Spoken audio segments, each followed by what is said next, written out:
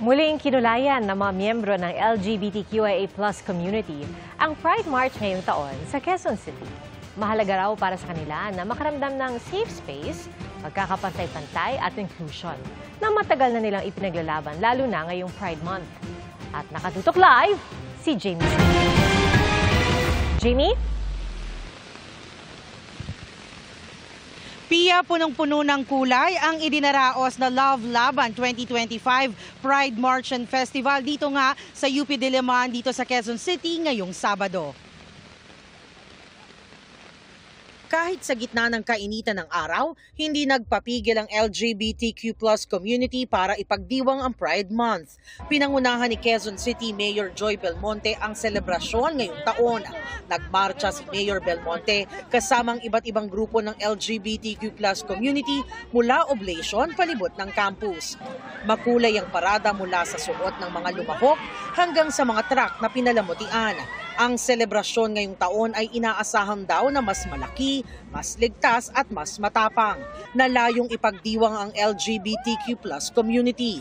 Isulong ang pagkakapantay-pantay at igiit ang agarang pagpasa ng SOGI Equality Bill.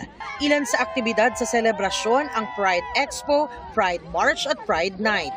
Hindi lang daw ito isang selebrasyon. Nagsisilbi rin daw itong paraan upang bigyang lakas ang Filipino LGBTQIA+ community sa pamamagitan ng paglikha ng mga safe space para ipagdiwang ang kanilang pagkakakilanlan kung saan iginagalang ang kanilang mga kwento at kinikilala ang kanilang mga karapatan.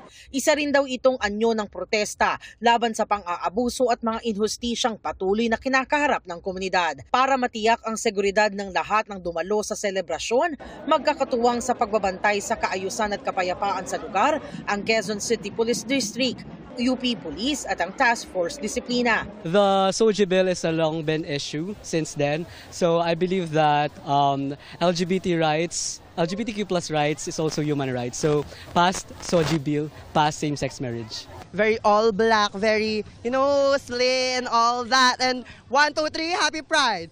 Ha! Happy Pride! Pia, sa mga oras na ito ay biglang bumuhos ang malakas na ulan dito nga sa UP Diliman, pero hanggang mamaya raw ang makulay at masayang selebrasyon ng Love Laban dito nga sa UP Diliman. At yan ang latest mula rito, balik sa inyo. Maraming salamat, Jamie Santos.